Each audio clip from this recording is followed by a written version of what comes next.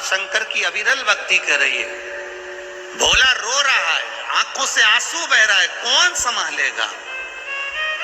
सारे साधन भी अगर हाथ से चले जाते हैं तब शिव रह जाता है, शंकर कौन रहा।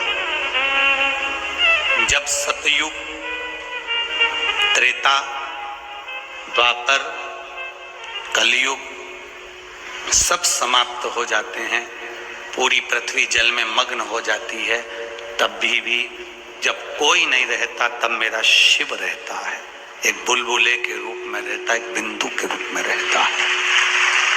हम पहले कथा में कहे, आज फिर कहते हैं, पूरे विश्व की भूमि को, जमीन को खोद कर देख लो, उसमें कंकर रूपी शंकर का शिवलिंग जरूर निकलेगा, ये निश्चित है। पूरी पृथ्वी खोद लो,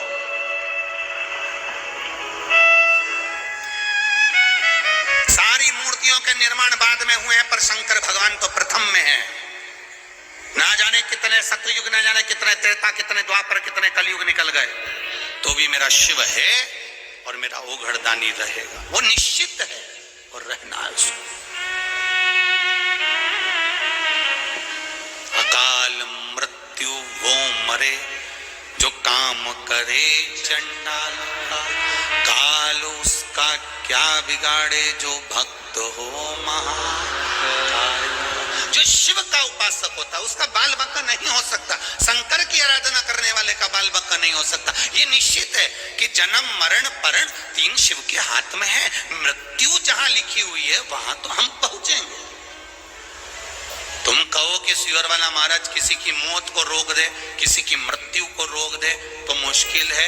आपकी मृत्यु, हमारी मृत्यु, ये सब परमात्मा ने जो तारीख, जो पल, जो घड़ी, जो दिन, जो नक्षत्र, जो समय, जो परमात्मा ने लिख दिया, वो निश्चित है कि उस पल, उस घड़ी, उस क्षण में हमारी मृत्यु होगी। जो विधान पर लिखा हुआ है उसे कोई टाल नहीं सका।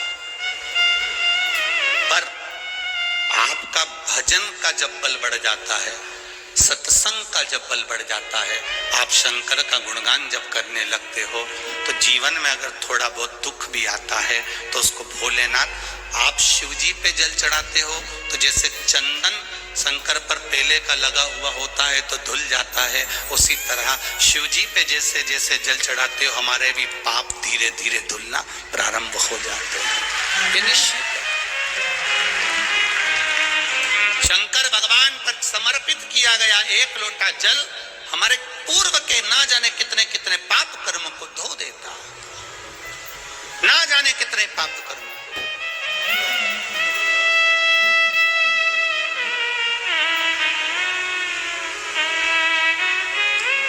आप चलकर आयो, कोई 80 किलोमीटर, कोई 100 किलोमीटर, कोई 150 किलोमीटर, कोई 200 किलोमीटर, ना जाने कहां से कथा सुनने आयो, कोई 30 किलोमीटर, कोई 50 किलोमीटर। आप जितने कदम चलकर आए हो, जितना जितना आप दूर से आए, बाबा ने सुना है आपका, हृदय चित्त धारण करा है शिव। भोला रो रहा है, शिव ने संभाला, परिवार ने संभाला, शिव ने संभाला, परिवार ने संभाला। परिवार जब कोई नहीं, तब भोला रोज शिव जी के मंदिर जाता, पूजन करता, आराधना करता, गंगा नहाने के लिए सुबह सुबह जाता। तो लोगों ने कहा, ओ भोला तू आंख से अंधा है रे, गंगा नहाने जाता है, बह जाएगा, पांव फिसल जाएगा, मर जाएगा, प्राण छूट जाएंगे तेरे। बोला तू आंख से अंधा है, तुझे दिखता नहीं है। हे भोला तुझे दिखता नहीं है, पांव फिसल जाएगा तेरा, तू मर जाएगा, पानी में गिर जाएगा, गंगा में डूब जाएगा। अब एक शब्द भोला का याद रखना, आप सबसे निवेदन है, शब्द को मत भूलना। भोला कह रहा है कि मुझे नहीं दिखता पर मेरे महादेव को तो दिखता है। भोला कह रहा है मुझे नहीं दिखता पर मेरे महादेव को तो दिखता है। एक बात आप लोगों को कही थी अभी रायपुर की कथा में, अंधे व्यक्ति की हड्डी कभी नहीं टूटती गिर के, आंख वाले टूटते फूटते रहते हैं। भगवान ने तुम्हारी इतनी इतनी बड़ी बड़ी आग थी, उसके बाद भी गड्ढे में गिरी जाते हैं, और अंधा व्यक्ति नहीं गिरता। क्यों? अंधे के पास में एक डंडी रहती है, उससे वो टेक टेक कर देख कर संभल कर चलता है। भले आंख नहीं है पर डंडी से छू छू कर संभल कर चलता है। और जिसको भगवान ने आग दी वो तो अंधे जैसा अड़भंगा चलता है, यहाँ कूद गया वहां कूद गया, चला चला सीढ़ी पे चढ़ते चढ़ते लुढ़कते। अब भगवान ने इतनी आंखें दी है, सब कुछ दिया है, चलते चलते तुम रोड पे देखना, तुम जाओ तो सही। जब जाओगे इतनी भीड़ जब बाहर निकलती है, कोई इससे टकरा रिया, कोई इससे टकरा रिया, कहीं से टुल्ला मार, कहीं से टुल्ला मार। भगवान ने आग दी फिर काय के लिए दी? थोड़ा बच के चलो ना।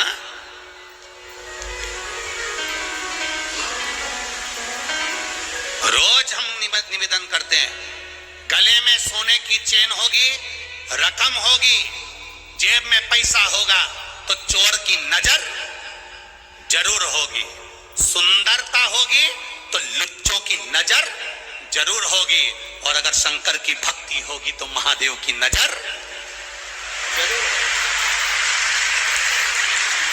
सुंदरता है तो लुच्चों की नजर होगी, धन होगा तो चोर की नजर होगी, और शिव भीतर समाया है, भक्ति भीतर है तो महादेव की नजर जरूर होगी। ये निश्चित है। तुम कहां बैठे हो वो शंकर को मालूम है। भोला कह रहा है मेरी आंख नहीं तो क्या हुआ, महादेव तो देख रहा है। मैं नहीं देख सकता तो क्या हुआ, मेरा महादेव तो देख रहा है। आप किसी के साथ बुरा करेंगे कोई नहीं देख रहा, पर महादेव तो देख रहा है। आप अच्छा करेंगे कोई आपका यशगुण नहीं गा रहा, सब दूसरे का नाम ले रहा। मेरा तो कोई बोल ही नहीं रहा, मैंने तो इतना खर्चा करा, मैंने तो ऐसा करा, मैं तो जजमान बना, मेरा तो नाम ही नहीं आया, मेरा तो ये नहीं आया। तो अपने को टेंशन नहीं लेना, तुम तो बस तुमने कर दिया, आगे उसने देख लिया। हमें अपना गुणगान नहीं चाहिए, वो देख रहा है। भोला ने कहा मेरा महादेव देख रहा है।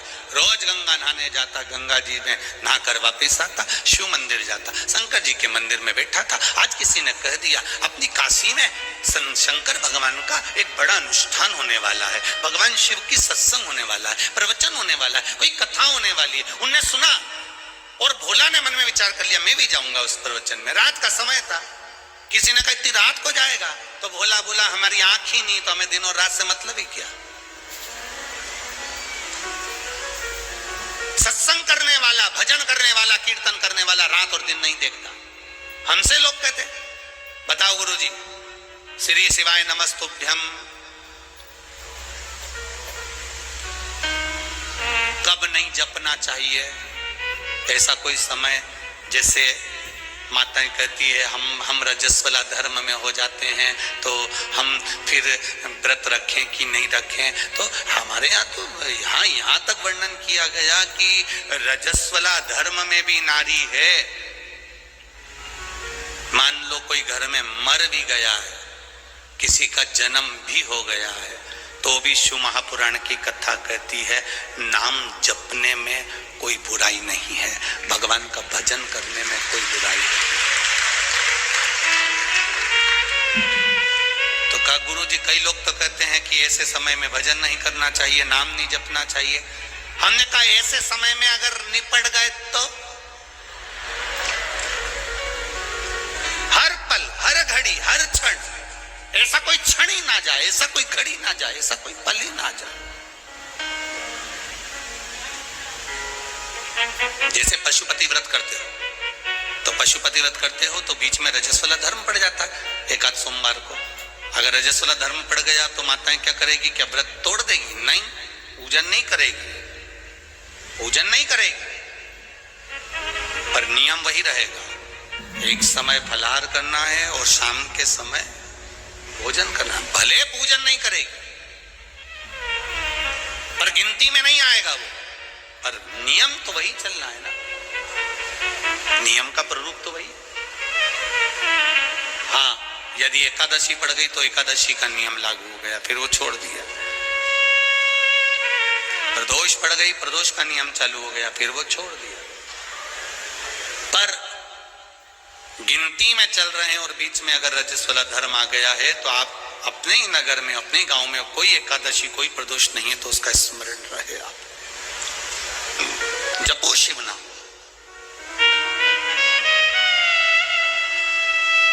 कहा मैं सत्संग में जाऊंगा तो किसी ने कहा रात में तो भोला कहता है मेरी तो आंखें नहीं, दिन और रात मेरे लिए बराबर है। भगवान की भक्ति के लिए कोई समय नहीं होता कि सुबह ही भगवान का भजन करना पड़ेगा, कि शाम को ही भगवान का भजन करना पड़ेगा, कि रात्रि को, कि दिन में। शंकर भगवान की आराधना के लिए कोई समय नहीं है। भगवान विष्णु के बैकुंठ में पट, कपाट, दरवाजे, खिड़की सब है। ब्रह्मा जी के मंदिर में, ब्रह्मलोक में कपाट, खिड़की, दरवाजे सब हैं। इंद्र के मंदिर में, इंद्र लोक में सब कुछ है। ब्रह्मलोक में दरवाजे हैं, बैकुंठ लोक में दरवाजे हैं, पर मेरे कैलाश पर जाकर देखना कोई दरवाजा नहीं है, चारों तरफ से खुला हुआ है, सब जगह से।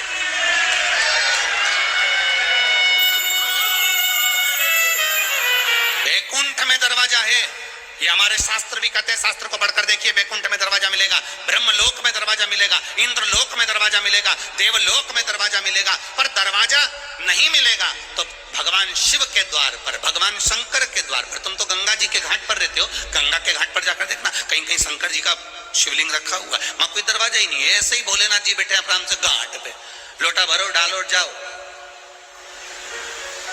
और लोग गंगा जी नहाने के वाले गीले कपड़े से लोटा भर भर के भगवान शंकर को चढ़ा चढ़ू के वो जा रहे हैं। शंकर जी भी कह रहे ऐसी खुश रहो, बस आनंद हो, कोई दिक्कत नहीं, दिखावा मत करो, बस अड़भंगा है मेरा शिव। शिव के पास में दरवाजा नहीं है, शिव के पास में द्वार नहीं है, शिव के पास में खिड़की नहीं है। किसी ने पूछा भोलेनाथ जी तुम्हारे यहाँ दरवाजा नहीं है, दरवाजा बंद नहीं करते? शंकर भगवान बोलते हैं घर की माँ, घर का बूढ़ा बाप दरवाजा बंद कर कर नहीं सोता, उसको मालूम है बेटा कभी भी आवाज लगा देगा तो माँ बाप को दौड़ कर आना पड़ेगा। कई कई घर में तो बूढ़े माँ बाप हॉल में सोते हैं, हॉल में, कमरे में भी नहीं सोते। मेरे बच्चों को जरूरत पड़ गई तो बहुएं बाद में उठती है, बच्चों की आवाज सुनकर, पर घर के बुजुर्ग पहले उठ जाते हैं, आवाज लगाते हैं, बहू छोरा रो रहा है, बेटा बच्चा रो रहा है, छोरा बच्चा रो रहा है। उसकी कानों में, दादी के कानों में, दादा के कानों में, छोटे से बच्चे की भी आवाज, उसकी पायल की झनकार भी सुनाई दे जाती है कि मेरा पोता रो रहा है, मेरी पोती रो रही है, मेरा नाती रो रहा है, मेरा पंती रो रहा है। जरा विचार करिए, घर का बुजुर्ग है, जिनको राम भी भजते हैं, जिनको कृष्ण भी भजते हैं, जिनको इंद्र भी भजते हैं, 33 कोटि देवता जिसके स्मरण में लगा रहता है वो देवाधिदेव महादेव है, वो जगत का बाप है, जगत का पिता है। वो मेरा शंकर ओघड़दानी हमारे घर का बुजुर्ग है, वो कभी नहीं सोता। आप पुकारोगे तुम्हारे सामने आकर खड़ा हो जाएगा। तुमने पुकारा और तुम्हारे सामने, वो निश्चितता तुम्हारे सम्मुख में आ जाता, तुम्हारे सम्मुख।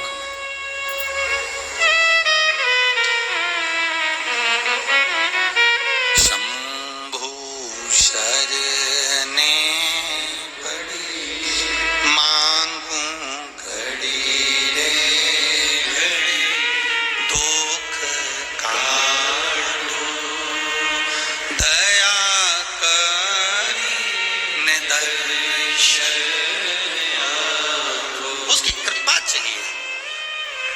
जा रहा था, रात का समय था, रेलवे ट्रैक पार करना था। पार करते समय उसको नहीं मालूम कि सामने से ट्रेन आ रही है।